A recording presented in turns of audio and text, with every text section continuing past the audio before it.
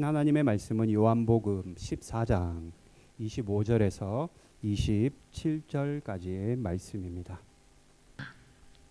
내가 아직 너희와 함께 있어서 이 말을 너희에게 하였거니와 보혜사 곧 아버지께서 내 이름으로 보내실 성령 그가 너희에게 모든 것을 가르치고 내가 너희에게 말한 모든 것을 생각나게 하리라. 평안을 너희에게 끼치노니 곧 나의 평안을 너희에게 주노라. 내가 너희에게 주는 것은 세상에 주는 것과 같지 아니하니라. 너희는 마음에 근심하지도 말고 두려워하지도 말라. 아멘. 하나님의 말씀입니다. 자리에 앉겠습니다. 잠깐 기도하겠습니다. 하나님, 오늘도 성령 강림 주일을 맞이해서 하나님 앞에 나왔습니다. 어린아이 같은 마음으로 말씀 받게 하시고 그 말씀에 순종하는 저희들 되게 하시며 무엇보다도 성령으로 충만한 오늘 하루의 한 날 보내도록 은총 베풀어 주시옵소서. 세상 염려 근심 걱정 다 내려놓을 수 있는 믿음의 시간 되기를 원합니다. 주여 믿음의 영으로 함께하여 주시옵소서. 예수님의 이름으로 감사드리며 기도드립니다. 아멘. 여러분 파티 가보셨습니까? 파티에 참석하면은 시끄럽잖아요. 음악 소리도 나고 사람들도 많고 소음이 굉장히 심함에도 불구하고 학자들이 연구해 보니까 파티에 참석했을 때 상대방이 나한테 하는 말이 잘 들리더라는 거예요. 뿐만 아니라 여러분 짝사랑 해보셨습니까? 예, 짝사랑 다 해봤잖아요. 그죠? 짝사랑하는 상대방이 여러분 다른 사람들과 이야기를 하고 있어도요.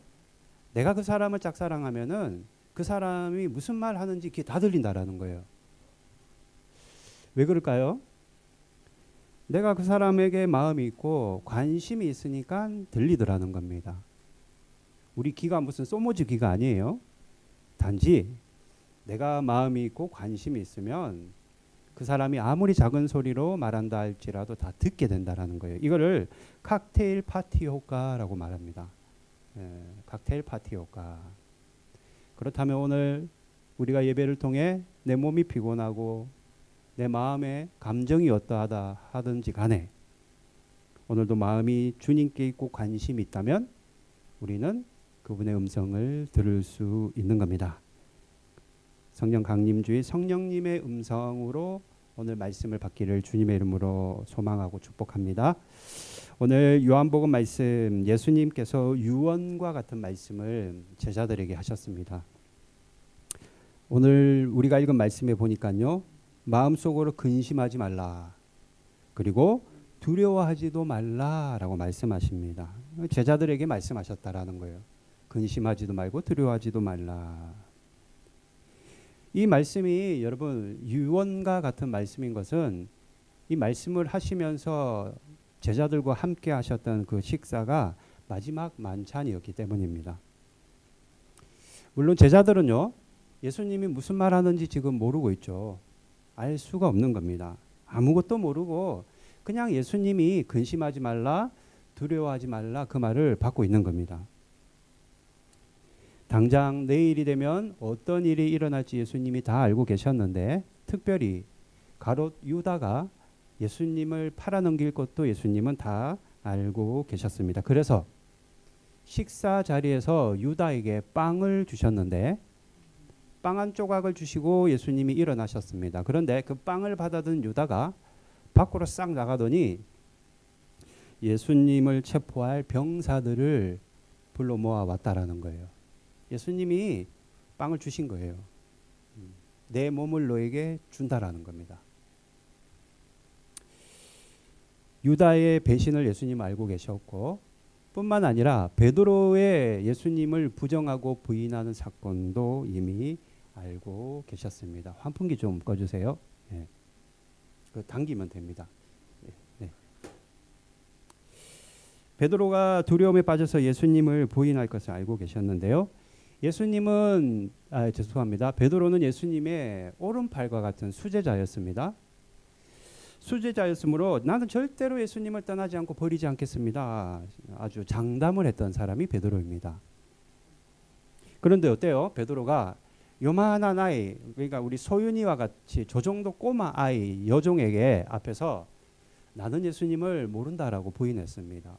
얼마나 두려웠으면은, 죽음이 두려웠으면은 조그만 계집 여종아이 앞에서도 주님을 부인했다. 뿐만 아니라 불을 쬐고 있는 노동자들 앞에서도 나는 그 사람을 알지 못한다라고 예수님을 부인했습니다. 자신을 숨겼다라는 거예요. 신앙을 감추었다라는 겁니다. 나머지 제자들은요. 나머지 제자들도 마찬가지였어요. 다 뿔뿔이 흩어지고 도망갔다라는 거예요. 마태복음 26장 56절 말씀 읽어볼까요? 예, 제자들이 다 예수를 버리고 도망하니라. 다 도망갔다. 뿔뿔이 흩어졌다. 어디로 도망간지는 모르겠어요. 우선은 다 몸을 숨겼다라는 겁니다. 예수님이 체포됐잖아요. 긴급 체포되니까 그 예수님의 체포되심을 보고 우리도 혹여나 공범으로 잡힐까 해서 다 뿔뿔이 흩어져 도망가 버렸다라는 겁니다. 그런데 예수님이 마지막으로 제자들과 식사를 하실 때 요걸 다 알고 계셨다라는 거예요. 그리고 오늘 우리에게 주시는 말씀과 같이 아주 중요한 말씀을 하십니다. 26절이 그 말씀입니다. 26절 같이 읽습니다. 보혜사 곧 아버지께서 내 이름으로 보내실 성령 그가 너희에게 모든 것을 가르치고 내가 너희에게 말한 모든 것을 생각나게 하리라. 내 이름으로 보낸다. 왜 굳이 이런 말 했을까요? 내 이름. 그 사람의 이름은 바로 그 사람을 얘기하는 거예요. 이름은 그 사람을 얘기하는 겁니다. 내 이름으로 성령을 보낸다라는 것은 나를 보낸다라는 거예요. 내 이름으로 오신다는 것은 내가 성령으로 다시 오겠다라는 겁니다. 그리고 그 성령께서 두 가지 아주 중요한 사역을 우리 앞에서 하시는데 첫 번째가 가르치는 일이고 두 번째가 생각나게 하신다라고 말씀하십니다.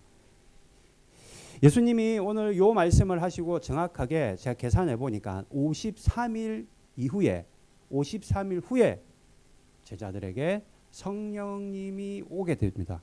성령님이 불의 혈처럼 제자들에게 임한다라는 거예요. 이때 처음으로 제자들뿐만 아니라 그 자리에 모였던 사람들이 방언을 하게 돼요.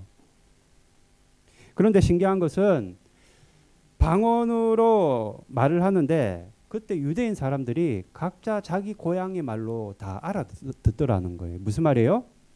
내가 미국에 갔는데 미국 사람이 영어로 얘기하는데 그것이 한국말로 들리더라는 거예요. 네.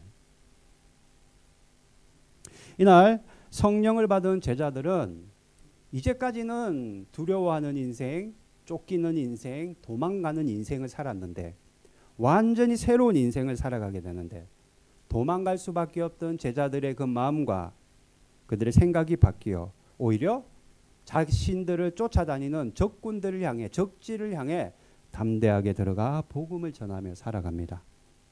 죽어도 상관없다. 죽어도 나는 개의치 않겠다. 순교를 각오하고 적진으로 들어가 복음을 전했다라는 겁니다. 자, 여기서 문제 낼게요. 제자들 가운데 성령 못 받은 사람이 있을까요? 제자들 가운데 12명 중에 있죠. 한 사람이 있죠. 누굽니까? 가룟 유다 아니겠어요? 유다는 성령님이 강림하시기 전에 이미 목숨을 끊었습니다. 스스로. 성령님이 강림하시기 전 스스로 목숨을 끊었기 때문에 유다만 빼고 다 성령을 받았는데 베드로는 받았을까요? 안 받았을까요? 베드로도 성령을 받았습니다. 그 말씀이 사도행전 2장 38절에 기록되어 있습니다. 한번 같이 읽어볼까요? 같이 있습니다. 베드로가 이르되 너희가 회개하여 각각 예수 그리스도의 이름으로 세례를 받고 죄사함을 받으라. 그리하면 성령의 선물을 받으리라. 성령을 받은 베드로가 여러분 데뷔전을 한 겁니다. 첫 설교를 한 거예요. 네. 처음으로 사람들 앞에서 첫 설교를 했는데 성령을 받아라 라고 말하고 있는 겁니다. 너희들이 회개하고 성령을 선물로 받아라 라고 말하고 있는 거예요. 요때 이 첫 설교를 듣고 회심해서 아 이제부터 나는 예수님을 믿겠습니다. 나도 한번 교회를 한번 다녀볼게요 라고 결단한 자가 성경에 찾아보니까 3,000명이 넘었다라는 거예요. 3,000명이 회심하고 베드로의 설교 하나 때문에 3,000명이 회심하고 구원받았다라는 겁니다. 가룟 유다는 먼저 죽었기 때문에 성령을 받지 못했지만 성령 받은 베드로는 그의 첫 설교로 3,000명이 회심했고 나머지 제자들도 마찬가지입니다. 요한, 그죠? 요한은 예루살렘으로 그리고 에베소에서 사역하면서 여러분 잘 아시다시피 요한복음을 기록했어요. 요한 계시록을 기록했습니다. 마태는요. 에디오피아까지 가서 복음을 전하고 그럼 의심 많은 도마는요. 도마는요. 지금의 인도 있죠, 여러분. 인도까지 와서 복음을 전하는데요.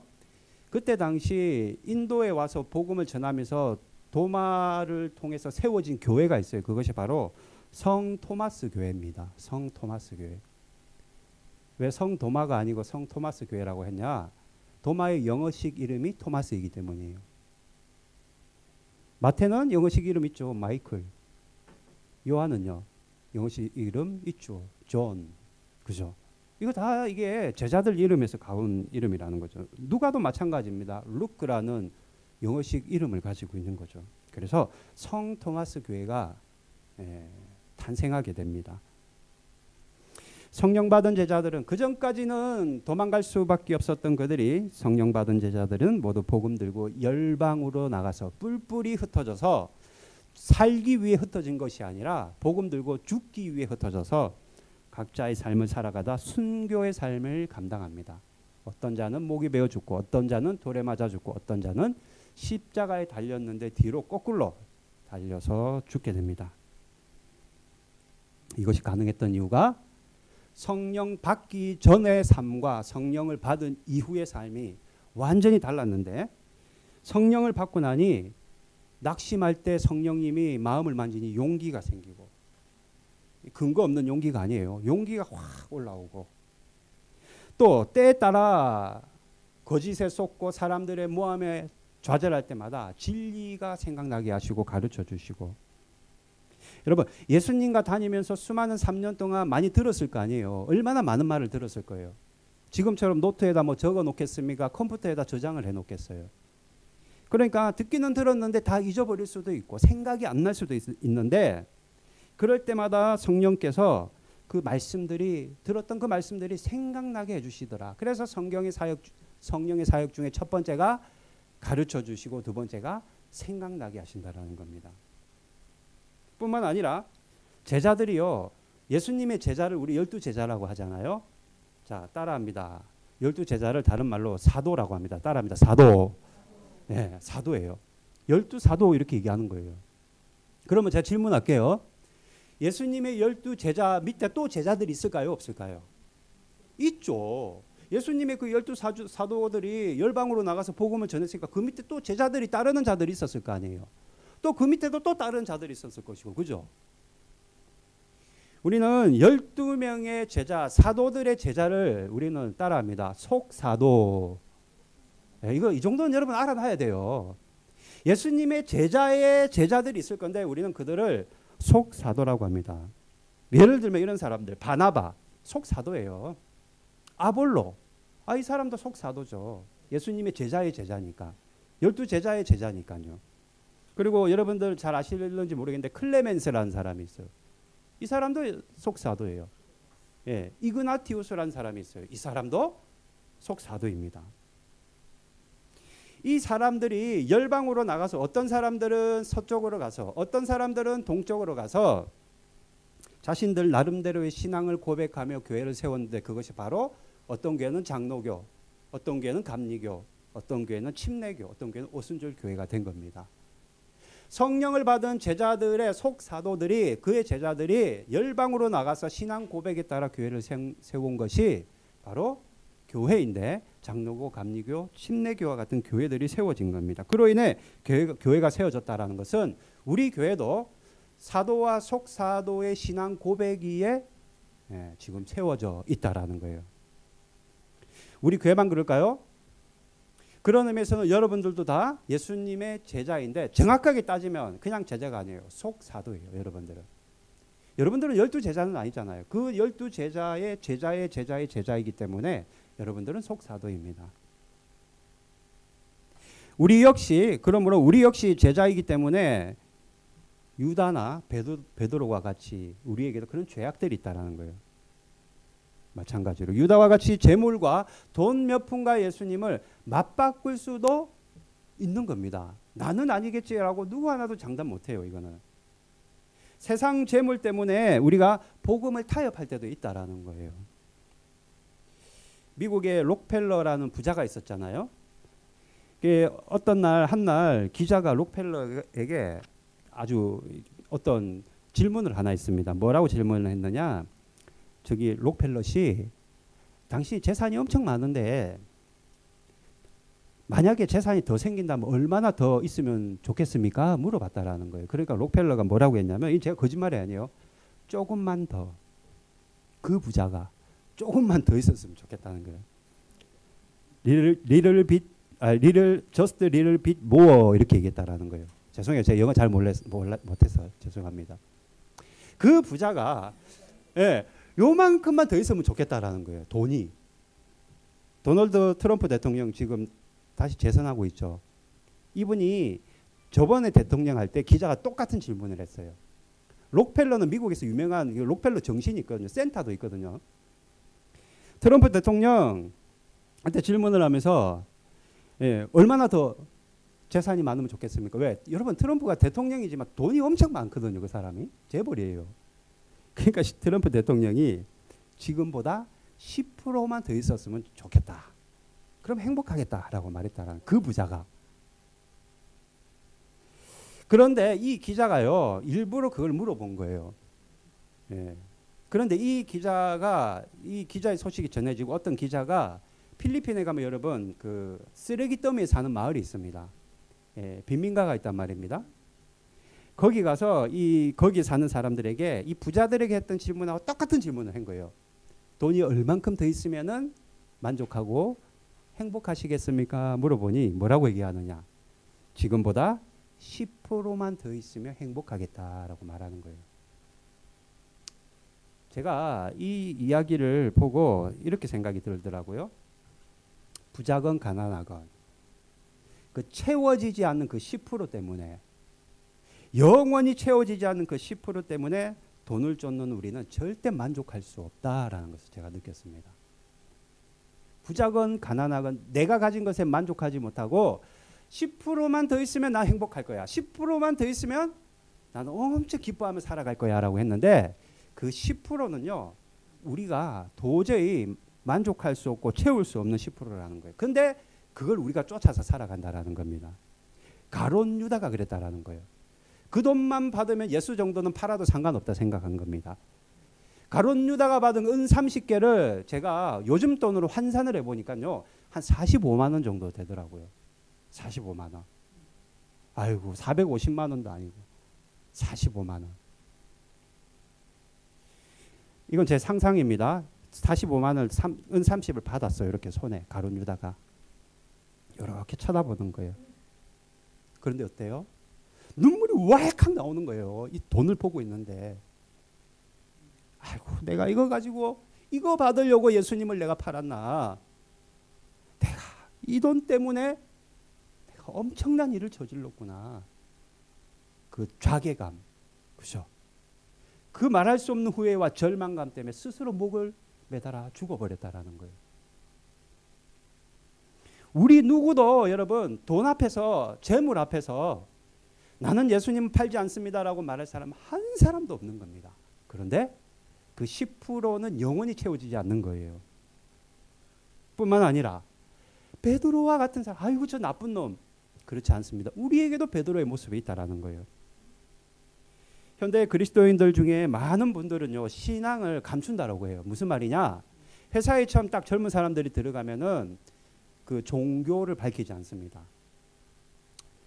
특별히 요즘에는 왜 종교를 밝히지 않느냐? 자칫 내가 교회 다니고 예수님을 믿는 크리스찬이라는 것을 밝히면 회사에서 피곤할 일들이 있다라는 거예요. 회식을 가도 자유롭지 못하다라는 거예요.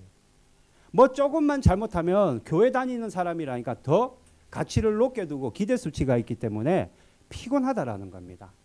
예수님 믿는 다음에 당신 근데 말이 왜 그래 뻔세가 말하는 게 이런 소리 듣기 싫다라는 거예요. 그래서 아예 그냥 감춘다라는 겁니다. 신앙을 타협하거나 숨기며 살아가는 크리스찬들이 너무나도 많다라는 거예요. 이것이 바로 베드로와 같은 모습이다. 그런데 어때요? 예수님께서는 물론 유다는 죽었지만 예수를 부인하고 예수님을 팔아넘긴 이들에게 예수께서는 성령을 보내주시겠다 말씀하셨는데 이미 우리는 성령을 받은 자들입니다. 오순절 성령 강림의 날이 우리에게도 있었는데 목사님 나는 성령 받았는지 나는 모르겠습니다. 성령님이 언제 나에게 왔는지 나는 몰라요. 모를 수밖에요. 우리가 예수를 믿기로 결심한 그 순간 성령을 우리는 받았기 때문입니다. 우리가 나 교회를 나가는 순간 또는 내가 물세례를 받는 순간 성령 받는 것이 아니라 여러분들이 언젠지는 저도 모르죠. 여러분들은 알 거예요. 내가 누구의 권면 때문이든지 어려운 문제 때문에 또는 질병 때문에 재정의 문제 때문에 그것 때문에 예수님을 믿기로 결단했던 모양과 상황과 형편은 다 다르다 할지라도 그래 이제부터 내가 한번 예수님 믿어보겠다 말하고 여러분들이 결단하고 결심하는 그 순간 이미 그때 성령 세례를 우리는 다 받은 겁니다. 그리고 그 성령님께서 오늘 제자들에게 말씀하신 것과 같이 진리를 늘 가르쳐 주신다라는 거예요. 우리가 성경을 읽을 때 여러분들 항상 여러분 기도하고 성경 읽어야 돼요. 왜요? 성경이요. 우리나라 말로 이 번역하는 게 여러분 어색한 부분이 참 많습니다. 그래서 읽어도 무슨 말인지 이해가 안 갈 때가 있어요. 그래서 기도하라는 거예요. 기도하면서 성령님이 이 말씀이 이해가 되게끔 가르쳐 주십시오. 그러면 성령님이 우리 영에다가 우리 눈에는 안 보이지만 우리 영에다 빛을 이렇게 비춰주신다라는 거예요. 어두운 곳에서 책을 보고 있는데 성령님께서 빛을 이렇게 비춰주셔서 아 이런 말이구나 이것이 깨달아진다라는 거. 이걸 우리는 말씀이 풀어진다라고 우리가 말하는 거예요. 기도하고 우리가 성경을 읽을 때 말씀이 풀어지는데 성령님이 이것을 가르쳐 주시기 때문입니다. 그리고 말씀이 생각나게 하시죠. 가르쳐 주실 뿐만 아니라 제자들이 활동할 때 성경이 있었나요? 없었나요? 예, 모세 오경 구약 성경만 있었어요.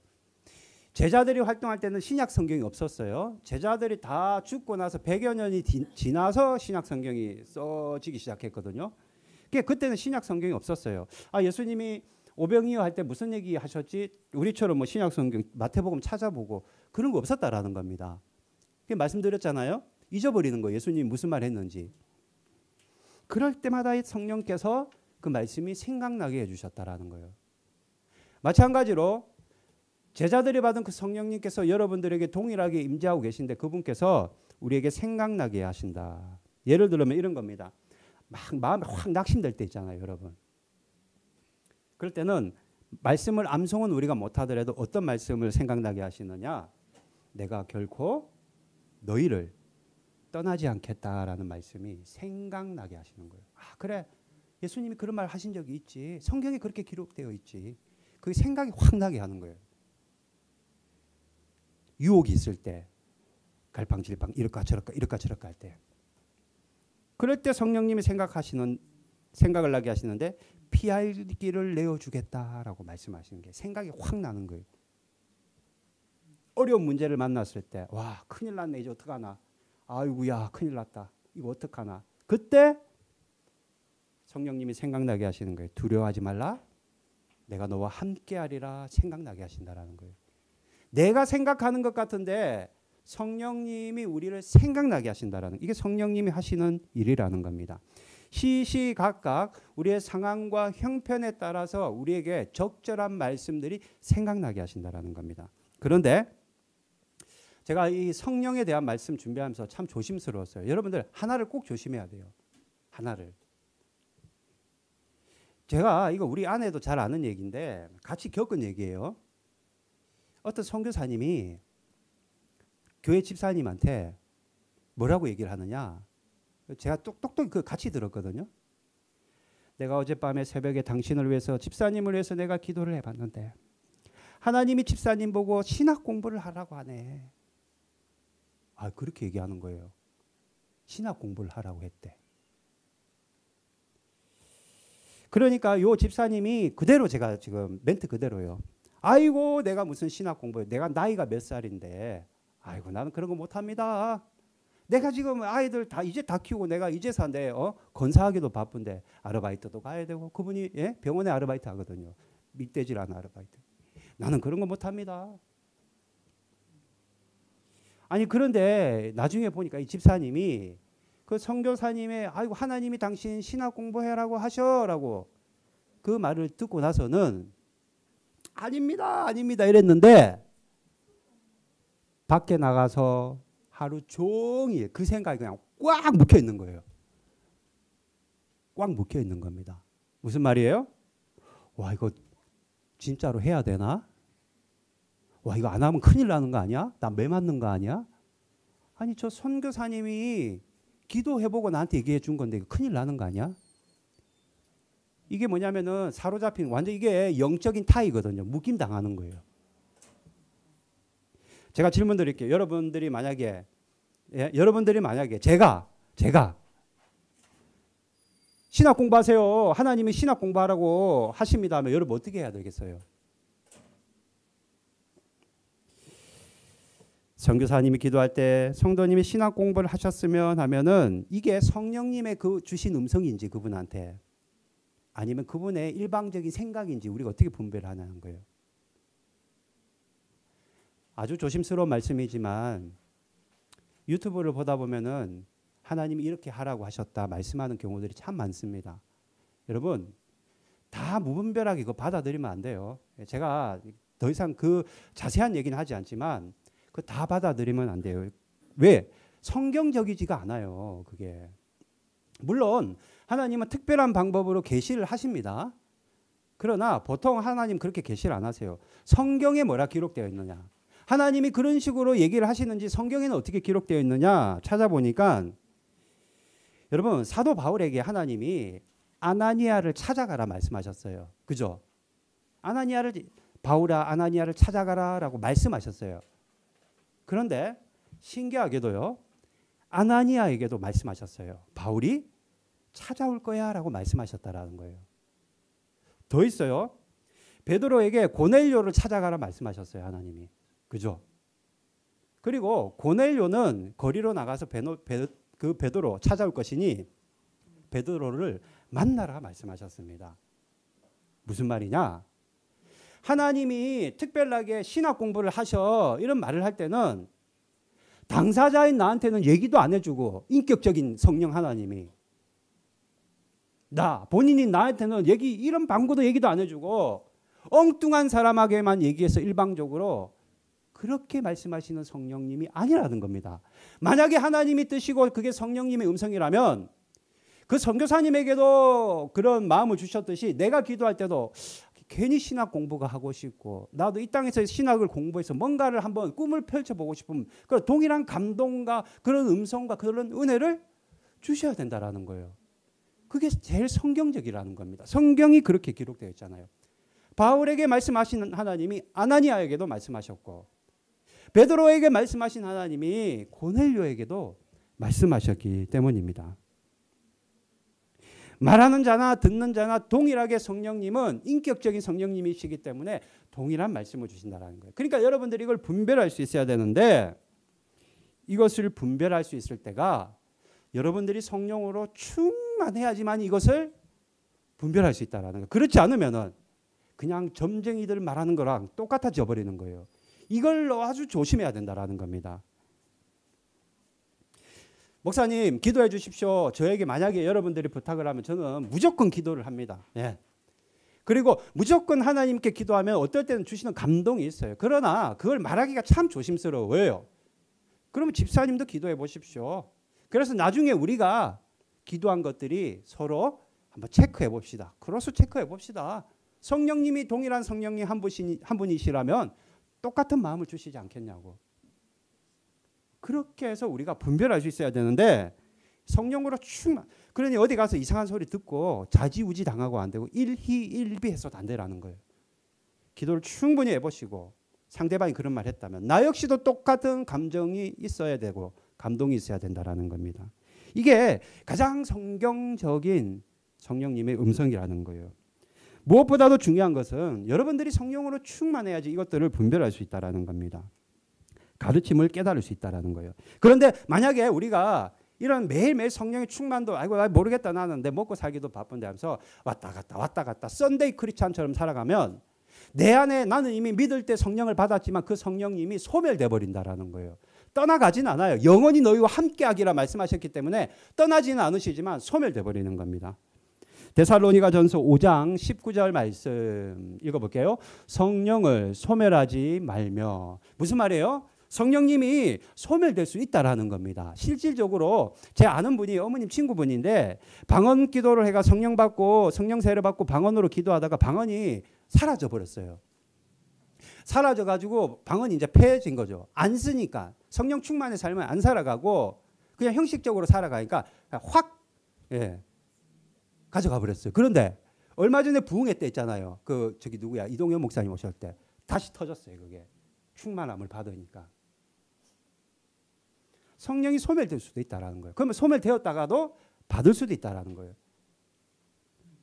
우리 안에 성령으로 충만함을 우리가 받아야 된다라는 거예요. 그럴 때 우리가 그 성령의 충만한 마음 때문에 우리 영혼육이 치유받고 병도 떠나가고 손을 얹은 적 나으리라는 하나님의 기적과 능력을 경험하는 삶을 살아갈 수 있는 겁니다. 우리가 그렇게 성령으로 충만하지 못하기 때문에 아주 형식적이고 아주 교과서적이고 아무런 체험도 없고 어떤 나에게는 어떤 뭐라고 해야 되죠? 기적과 같은 능력도 체험할 수 없는 그런 사변적인 신앙으로 빠지는 거예요. 왜요? 다른 게 아니에요.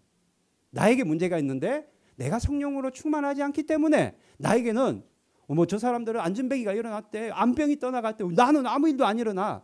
누구 탓이 아니에요. 그거는. 내가 성령으로 충만하지 않기 때문에 그렇다라는 거예요.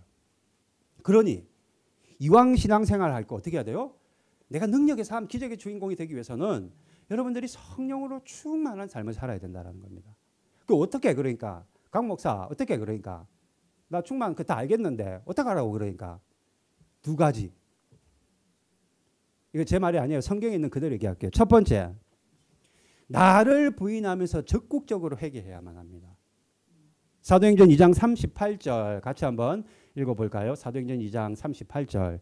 베드로가 이르되 너희가 회개하여 각각 예수 그리스도의 이름으로 세례를 받고 제사함을 받으라. 그리하면 성령의 선물을 받으리라. 자, 회개하라.